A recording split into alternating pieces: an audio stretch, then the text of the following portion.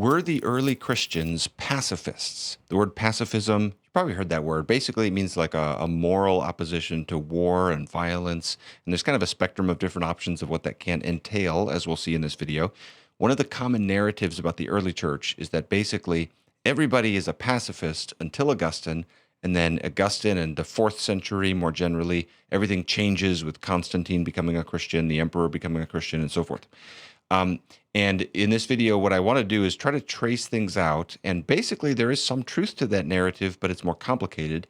And this hopefully will be helpful for just learning what did early Christians think about this. We can learn a lot from them. There's 2 reasons this is so important. One is just that the issue itself of pacifism is really important to think about. I mean, it's very practical right now. There's a lot of wars in the world that we have to think about how we should respond and so forth. I've been challenged by I've been reading more about the church fathers on social issues lately. That isn't something I've known as much about. You know, I've studied theology much more than social things and ethics. So I've been learning a lot. It's fascinating. We can learn so much from them, and we have so much to learn. The other reason I like this issue, though, in particular, is it's kind of a case study for how to read church history in general, because it brings up these important methodological questions about the importance of context and the importance of recognizing ambiguity, which are the 2 themes that I'll get into here. And stick to the end, because at the end I have 4 takeaways that I think might be of interest as you're watching. That'll sum everything up. Before I dive in, I do want to give one quick book recommendation, because I'm often, as you have observed on my YouTube channel, criticizing young earth creationism, but it really is in my heart. When I do these things, it's in the spirit of trying to do triage. It's not that that's a legitimate concern of mine, is I do want my channel to be a rallying point around the gospel. So in that spirit, I wanted to recommend what I think is maybe the best young earth creationist book that I would recommend to people, okay?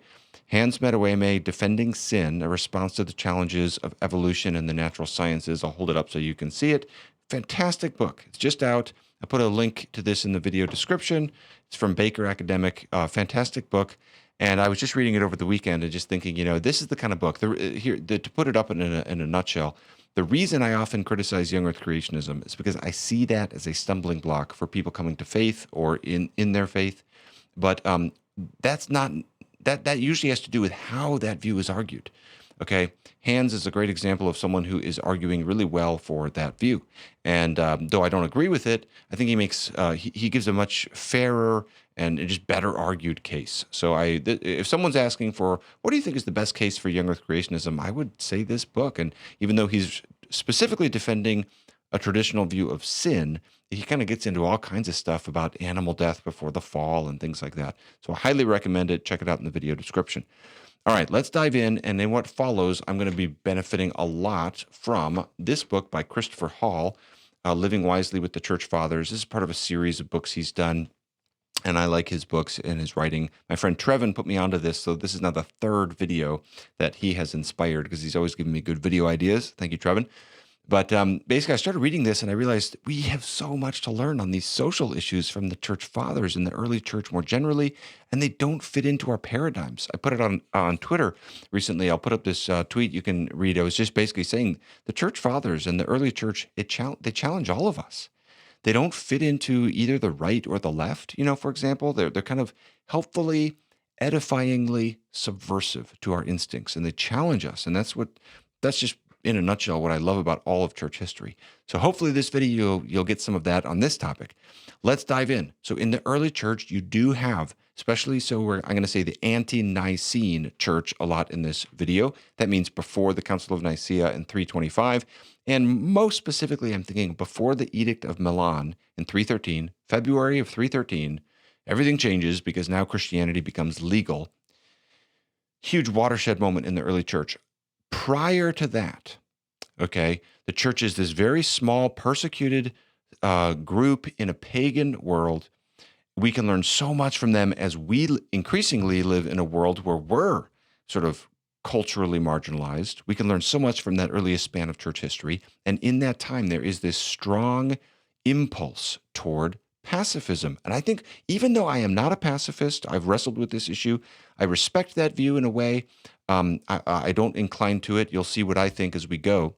But I think we have something to learn nonetheless from the mentality of these early Christians. For example, Justin Martyr and Athenagoras, these early second century apologists. They have this strong commitment to nonviolence and toward how basically Jesus Christ has put away the sword. This is the way of thinking.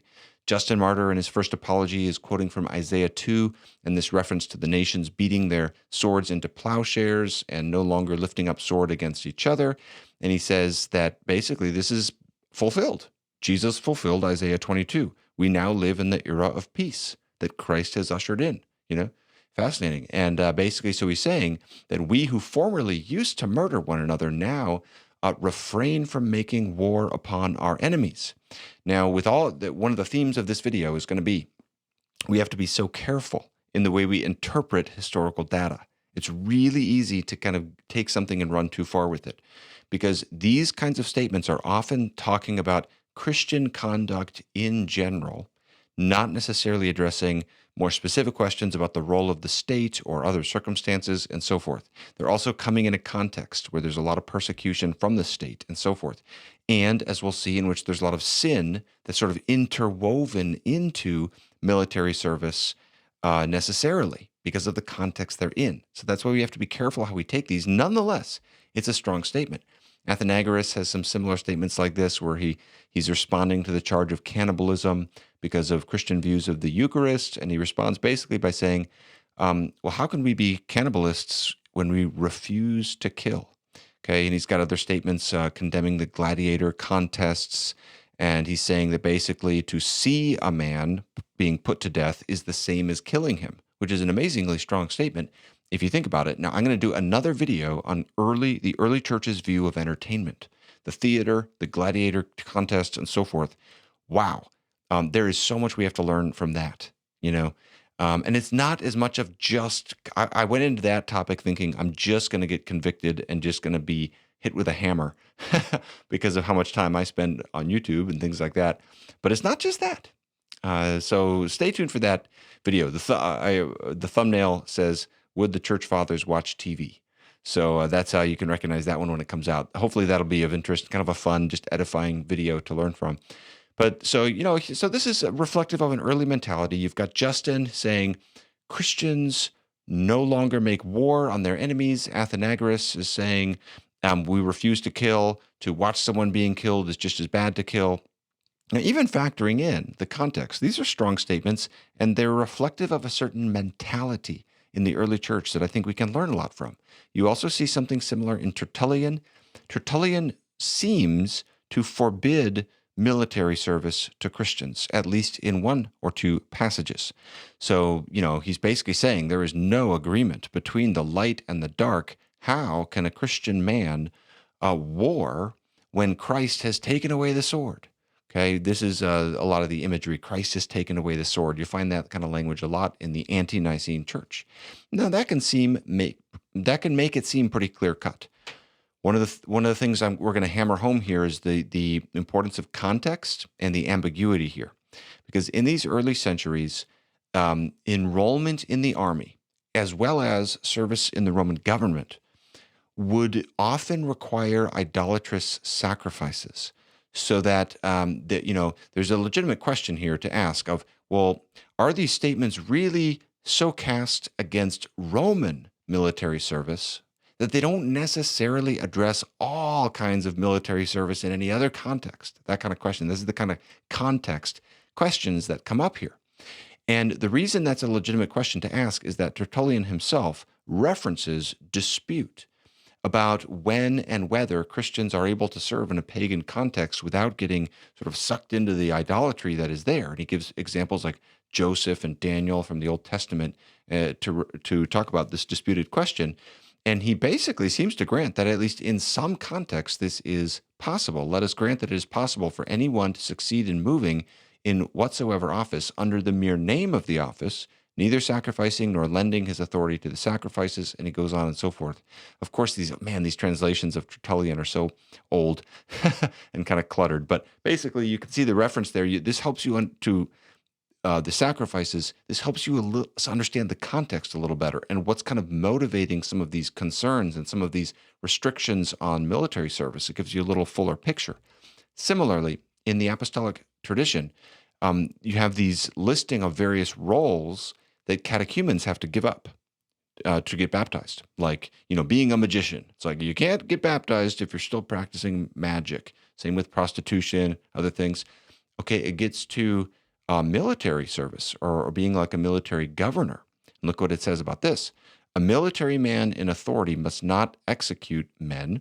If he is ordered, he must not carry it out, nor must he take military oath. If he refuses, he shall be rejected. If someone is a military governor or the ruler of a city who wears the purple, he shall cease or he shall be rejected. The catechumen or faithful who wants to become a soldier is to be rejected, for he has despised God. Wow, that's a long.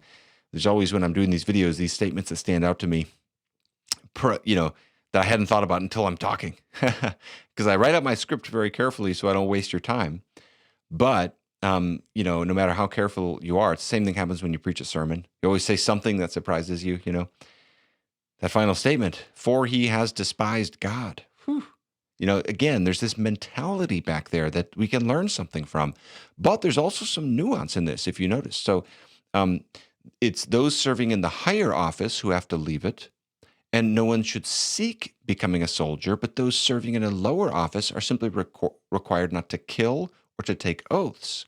So you might have a Roman soldier who's in a capacity that doesn't require killing. This is the case in military roles. You could have a cook or a technician or a builder or a smith. Some people think that there were servants for the soldiers, people who would serve the soldiers who did the fighting. So you could have a catechumen who remains in a role like this, as envisioned by the Apostolic Tradition. So again, this is helping us understand a little bit some of the concerns behind these prohibitions. It doesn't seem to be the case that sort of any participation in a war effort is just intrinsically evil through and through. Rather, the concerns seem a little more specific and more about killing. And this is a tension you see in the early church. On the one hand, there is this deep impulse. And I as someone who wants to be a peacemaker, in the best sense of that term, I've thought a lot about this topic. I have a respect for pacifism to a degree. As someone who's thought a lot about this, I have to say I deeply respect this impulse against, they're in this bloodthirsty world, okay? And there's this strong impulse in the early church against bloodshed. I love that. We can learn from that, Yes, amen. Jesus Christ has put away the sword. On the other hand, there's a tension here because the early Christians are also being accused of being subversive to the Roman state. And so they're trying to defend themselves and say, no, we're loyal citizens, we pay our taxes and so forth. And to that extent, you can see Christians emphasizing that they pray for the success of the Roman army in wars. So you see that in Cyprian, even though Cyprian is very strongly against violence and bloodshed, and he's talking about how it's terrible that the state would kill for sport and things like this. He's not too far from Tertullian, but he also urges in his letter to Demetrius that Christians are loyal citizens who pray for the repulsing of Rome's enemies. You also see this in Origen. Okay, I'll put up the same quotation that he uses from Isaiah 2 about beating our swords into plowshares and so forth. You can read this. Same theme of Justin Martyr. We don't do that anymore. We don't fight like that anymore. Jesus Christ has come and brought peace, right? But then he also talks about in many passages how Christians show their loyalty to Rome through their prayers. He has a passage where he says basically our prayers are more effective than if we were to serve in the military.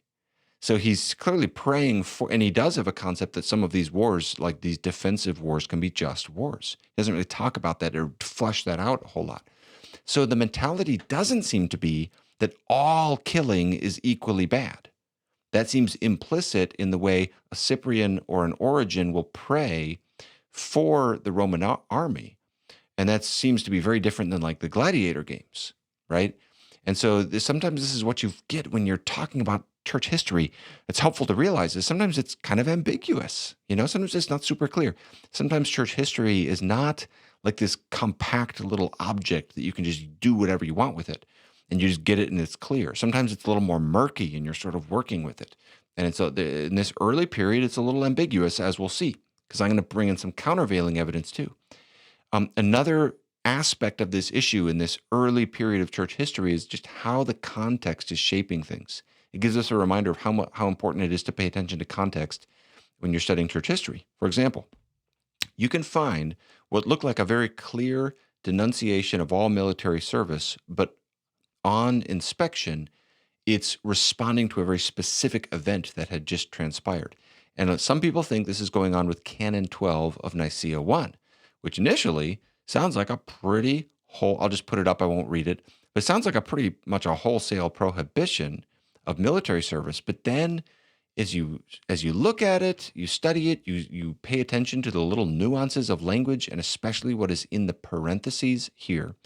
What a lot of scholars think is this is responding specific to a specific event where military veterans basically had returned to fight under Valerius Licinius. So he was he was basically an emperor kind of at the same time as Constantine the First, and then Constantine sort of took over, and he had persecuted Christians. And so some people think this is talking about people who went back and participated in his army, even while he's opposing Christians. And that would explain, so much. It would explain the harsh measures for this canon, where you have 10 years as a prostrator. Prostrators were people who could come in. This is a part of penance. You could come into the church building and participate a bit, but then you had to leave with the catechumens. So I want to be clear, but so there's these kinds of nuances and issues of context and ambiguity. But I want to be clear. There is a lot of rigorous pacifism in this Ante-Nicene period. I'm not trying to say that's not there. One of the fun things about studying this for me is I have no axe to grind on this topic. I don't really care, in a sense. I mean, I care about the issue, but it's not like I have no angle here. I'm not like wanting it to be one way or the other. I'm just genuinely kind of open-minded to whatever the truth is. And so it's fun to study. And so I just want to try to be really accurate all the way. There is a lot of pacifism, strong pacifism. I would say that certainly seems to be the predominating position among Christians prior to the 4th century. Lactantius, a great example of this, kind of in this later, pushing into the 4th century in his Divine Institutes. He's condemning the practice of child exposure and the gladiator games and the sexual immorality of the theater. I'll get to that in my video on entertainment in the early church. The early church's view of entertainment, my video on that. And then in that context, Lactantius says, "For when God forbids us to kill, he not only prohibits us from open violence, which is not even allowed by the public laws, but he warns us against the commission of those things which are esteemed lawful among men. Thus it will be neither lawful for a just man to engage in warfare, since his warfare is justice itself, nor to accuse anyone of a capital charge, because it makes no difference whether you put a man to death by word or rather by the sword."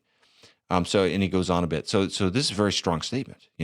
Killing either by the word or by sword is wrong, and is very articulate, clear, sort of pacifist instinct that you can see there and in many other places as well. I don't want to take away from that. But ultimately, the reason I'm emphasizing these comments about context and ambiguity is because I think we have countervailing evidence, and I think we have to factor that in, and we get a little more complicated picture here. So we have a letter from Marcus Aurelius to the Senate about Christians. Now, when we think of Marcus Aurelius, we probably think of either quotes we've seen from him, or we think of Richard Harris from the movie Gladiator. Put up a picture of him. I love the movie Gladiator. I'm recording this in 2024. It's already 24 years old. Can you believe that? Love that movie. Cool historical movie. It spawned a lot of interest in like the Roman Empire and stuff like that. But anyway, fascinating character in that movie. But Marcus Aurelius is also important in church history. He was addressed by early Christians like Athenagoras. And Justin Martyr includes this alleged copy of his letter where he's talking about those whom we suppose to be atheists, that's Christians. And basically, to summarize this rather than read it all, the story here is that Roman soldiers are serving under Marcus Aurelius, fighting against the Germanic tribes up there, and there's a drought, and the soldiers are thirsty, and Christians pray, and God sent rain. And so Marcus Aurelius is talking about this, and he's saying, let's not attack the Christians so much because of this. Now, Tertullian and Eusebius both mention this as well, and they both seem to describe these Christians praying for rain as soldiers in the army. Tertullian says they are Christians fighting under him, and so they're fighting under Marcus Aurelius, and Eusebius references them as soldiers as well as Christians. Christopher Hall concludes that we can reliably conclude on the basis of this incident that Christians were serving in the Roman army in the 2nd century. Now, on the other hand, we still need to be so careful here. Caution is still important because it's really easy to misread this data in this way too, because one of the things that Hall points out is that another scholar named Ron Sider is basically saying these sources don't tell us whether or not they were Christians already and joined the army as a Christian, or whether they were a soldier and became a Christian after they're already in the army. And that's a really important distinction that we'll talk about more. Lewis Swift, in his book on this topic, thinks that we have good reason to think that basically you have a lot of Christian soldiers, especially throughout the 3rd century, and the number of Christian soldiers is growing a lot in the late 3rd century, because he talks about the Diocletian persecution at the turn of the 4th century and says this attests a growth of Christians serving in the military around that time. You also have in the early 4th century the Synod of Arles in 314, which stipulates discipline for those who throw down their arms in time of peace. This is a great example of the kind of data that you get. It's kind of ambiguous. You have to be careful. This is disputed, but some scholars think this is a reference to soldiers serving during a time of peace, because basically in the Roman Empire, the soldiers acted kind of like police during peace times. And so the reference here is to Christians refusing to fulfill that obligation and coming under discipline. That's what a lot of people think. And basically what he notes is the idea of Christians serving during periods of relative calm, but deserting when war threatened is simply not credible. So summing up, in terms of the Ante-Nicene Church, we have this very strong pacifistic impulse. There's this deep, clear, articulate concern about bloodshed. They are opposing the bloodthirstiness of their world and the gladiator games and stuff like this. More on that in the video on entertainment. However, the evidence is not unambiguous, and it does look like at the same time, number one, there's qualifications to that. There are allowances for some forms of service. The attitude about wars isn't only negative, and there do seem to be Christians who are serving in the military in some capacity. Okay, then things start really changing in the 4th century for 2 reasons. Number one is you have, as I mentioned earlier, the conversion of Emperor Constantine, okay? And then as you're going forward, you get the full union of church and empire later in the 4th century under Theodosius in 380. So, if you think of like what it's like to be a Christian in 311, 2 years before the Edict of Milan, and then in 381, okay, after Christianity becomes the official state religion of the Roman Empire, in 70 years, everything changes. It's a completely different context. And if you just think about, now, for example, now you have to answer different questions like, okay, now we're a Christian empire. So if we're attacked by the Germanic tribes, how do we defend ourselves? Totally different kind of question than when you're just getting slaughtered by the empire, And the reality is that there's a huge change here in how Christians are thinking, though it's not out of thin air. As I say, the change early on, you can find some precedent for this, but there is change as well. And so that's the first cause of the change is the 4th century union of church and state. The other big cause is Augustine of Hippo, who is such a decisive figure in church history, are arguably for both good and ill, and people can debate, how much good, how much ill.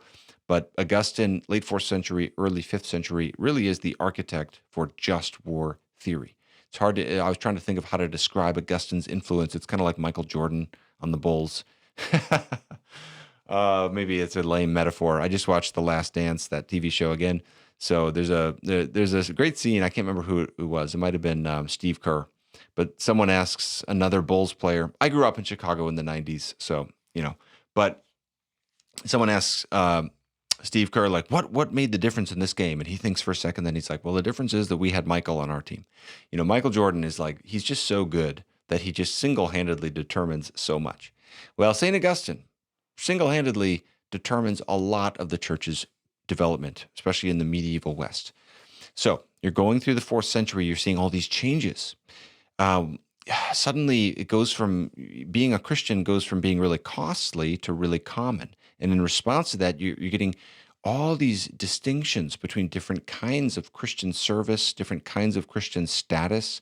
So as martyrdom is becoming less common, virginity is increasing, to some extent, sort of taking that role of like the pinnacle model of Christian virtue and so forth. You also have this distinction between the distinction between clergy and laity increases. Celibacy becomes more common. And Eusebius talks about how basically that the Christian life itself is of two different characters. And he says basically Christ's disciples gave two different kinds of teaching. First, they gave teaching to those who rose above human nature, if they're able to receive that. And then second, there's a teaching that is accommodated to the weakness of the majority. Okay, now note how he describes these two. Two ways of life were thus given by the law of Christ to his church. The one is above nature and above common human living. It admits not marriage, childbearing, property, nor the possession of wealth, but wholly and permanently separate from the common customary life of mankind. It devotes itself to the service of God alone. And the other, more humble, more human, permits men to join in pure nuptials and to produce children, to undertake government, to give orders to soldiers fighting for right. It allows them to have minds for farming, for trade, etc., etc., etc. And he calls that a secondary grade of piety. So you see there the permission for this second, more common grade of piety to serve in not just get married and own property, but to serve in government and in the military. Okay, so and a different translation renders that as this life lays down practical rules for those fighting in a just war. That's the translation from this book that I've previously mentioned. I'll put up the picture. It's an important book. So now, in the 4th century, you still have a lot of restrictions on military service, like this canon from 340. So basically here, this is quite typical of the thinking. There's a discomfort with military service, but you're trying to give exceptions. In this case, it's on the basis of compulsory service, required service. Chris Hall talks about Basil. He's got another interesting take where basically he's saying he makes a distinction between murder and killing, but he still recommends church discipline for soldiers who've engaged in merely killing as opposed to murder, as he uses those terms. And, you know, Jonathan McGuckin and a few other scholars read this passage in the same way, that Basil does seem to think that any sort of killing is a matter of repentance. Okay? So you can also see the older, more rigorous pacifist view of a Tertullian persisting into this time. Martin of Tours in the 5th century, Paulinus, the bishop of Nola, he's in the 5th, sorry, Martin of Tours in the 4th. So you can find people like this who are still saying, like, Jesus Christ, put away the sword. We're no longer in the time where we make war, and it does seem to be a more rigorous pacifist position. But what really comes into the picture is Augustine, and he builds a theory of just war. He basically teaches that there are times when it is just to both wage war and participate in war. He warns that there are very rare conditions that have to be met. But he does and he says, it's always better to achieve peace by diplomacy than by the sword. But he says there is such a thing as a just war. And he builds a theory for how do you know that and so forth. And his treatment of this is so hugely influential. Now, there is no denying that Augustine is representing a huge modification of prior thought, but it's not completely out of thin air. So as I've said, there were Christians who were serving before, and you can find people praying for the military. Origen can have a category for a defensive war being a just war. So it's not completely new, but Augustine really is a game changer on this issue, from what I can tell. And I guess what you could basically say, one of the things with Augustine that he appeals to is the Old Testament. This is something Origen also struggled with. I mean, it's kind of interesting in the early church, if you say that there's no such thing as a just war, what do we do with like the book of Joshua? I just did a video on the conquest of Canaan a few weeks ago. Like Origen will allegorize some of these passages. And Augustine is coming along and saying, no, that, David was a warrior and that was just. But Augustine also points to New Testament figures like Cornelius and the centurion of Matthew 8. And this seems like a good point, We don't want to be like Marcion and reject the Old Testament. And then we've also, think of David and Goliath. David is killing Goliath. There seems to be a place for that kind of action that doesn't seem like it's murder or homicide. And then in the New Testament as well, in addition to those two figures I just mentioned, Augustine brings up Luke 3:14, which seems like a very relevant passage. Basically, soldiers come to John the Baptist and they're asking, "What shall we do?" Meaning, what does repentance look like? You're calling us to repent. What does that look like? And he says, "Do not extort money from anyone by threats or by false accusation, and be content with your wages." And Augustine points out, certainly he did not prohibit them to serve as soldiers when he commanded them to be content with their pay for their service. This is something C.S. Lewis brings up also in Mere Christianity. I'll put up his statement about this. It's a good point. Lewis also has a good essay on this called "Why I'm Not a Pacifist." And basically, to lay my cards on the table a little bit, I think that's a pretty good argument from Luke 3:14. Another one of Augustine's appeals is essentially that there's times where taking life actually results in a greater preservation of life. And he has a lot to say about defensive wars. And just pragmatically and logically, that does seem to be right. It does seem to be the case that sometimes taking some life actually saves more lives. And it's not hard to think of scenarios where that can happen. But great caution is needed here, of course, because just because there can be a just war doesn't mean that most wars are just. What's amazing when you get into just war theory is how strict the criteria often are. So, most non-defensive wars are probably unjust. Like, as I understand it, again, not being an expert on this issue, more of a learner on it, in traditional just war theory, to engage in a preemptive military strike, the threat against you has to be both credible and immediate. So that's pretty strict if you think about that. That would exclude like the Iraq War of 2005 from being a just war. Because if you are going to have a preemptive military strike, the threat needs to be credible and immediate. And in that case, it wasn't.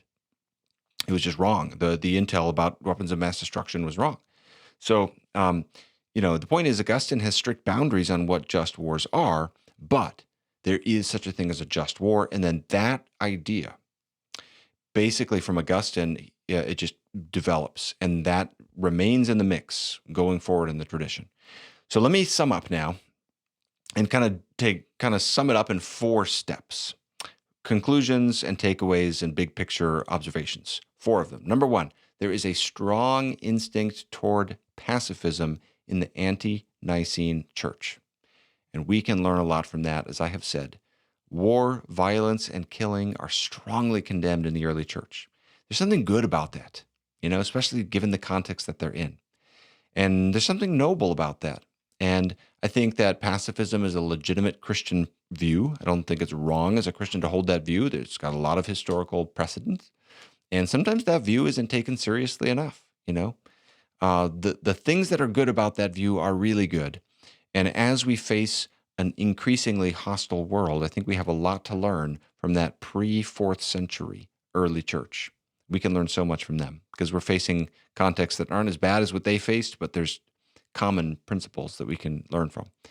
Okay, number 2, just war theory has a legitimate Christian history. I don't see this as a takeover or a violent reversal. Even in the early church before Augustine, there are qualifications and exceptions to the condemnation of war and killing. And the just war tradition that then takes off with Augustine seems to basically just remain in the picture so much that when C.S. Lewis argues against pacifism, he can appeal to the tradition because it's become so strong since Augustine. Furthermore, that view has some pretty strong arguments in terms of the Old Testament, in terms of the logical and pragmatic reasons for it, and so forth.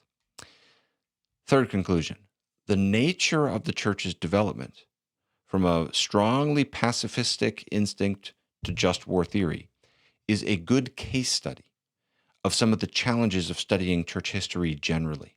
It draws attention to how much of a factor context is and the presence of ambiguity in sorting through data that seems conflicting at times. And I think there's a lot we can learn from that. I could talk about this a lot. I don't even know how much to go into this. I could just, I kind of think of this in like our debates, Protestant to Catholic to Orthodox and so forth. And I think just all of us do well to remember how dynamic and complicated church history is. When we try to use church history as a weapon, we often find where we will be ultimately misusing it. That's not to say we should never make appeals from church history, but it's really easy to do it poorly. Um, the conversion of Constantine, for example, you see how much that changes the entire church. If we didn't have that, we wouldn't have these ecumenical councils at all. It's an emperor in every single one of the first 7 ecumenical councils who both convokes and presides over the council. And so, when we make these appeals to like the early church as a whole, it's like, well, what even is that? The early church in the 3rd century is totally different from the early church in the 5th century. And sometimes we're naive to how much change is going on. So, people are fighting over like, oh, the church looks like us. And then others are saying, no, it looks like us. And sometimes we don't realize just how diverse the subject matter is that we're talking about and how much it's changing along the way. And that's fine. It's just good to recognize that, and then to recognize the ambiguity of church history. So not every issue is clear. If you go into things thinking, well, on any given issue, I will just study what the church ultimately got to, there will be some issues where it's kind of ambiguous, and it's not easy to put all the pieces together. And so we just, if you're looking to church history to like deliver the ultimate resolution, like this will solve everything, I'll just study it enough, and then I'll know everything. You'll have that experience of like when your glasses are slightly the wrong prescription on some issues, where your lens just isn't quite clear, and it's just there's points that are a little murky, and not everything is totally crystally clear. And I say that as someone who is always encouraging Christians to learn from church history. I just put out a tweet last night about the importance of learning from church history, but you have to kind of also know what you're dealing with. It's complicated, and sometimes it's ambiguous, and you just got to know that going into it. Fourth, and finally, whatever specific convictions God leads you to on this question of pacifism, those of you who watch my videos know, and if you're a Christian like I am, it is helpful to learn something from this instinct against violence and bloodshed.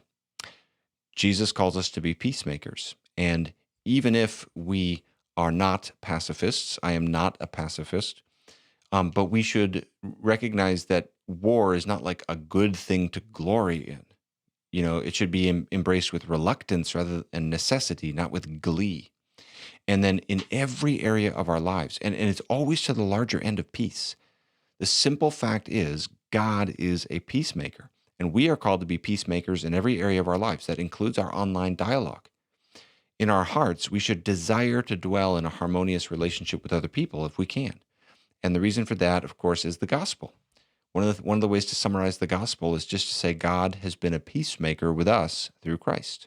God has offered us peace terms. We were at war with him through sin, and he offered us peace terms because of Christ at the cross. Romans 5:10, while we were enemies, we were reconciled to God by the death of his son. God made peace with us through Christ if we've repented and trusted in him.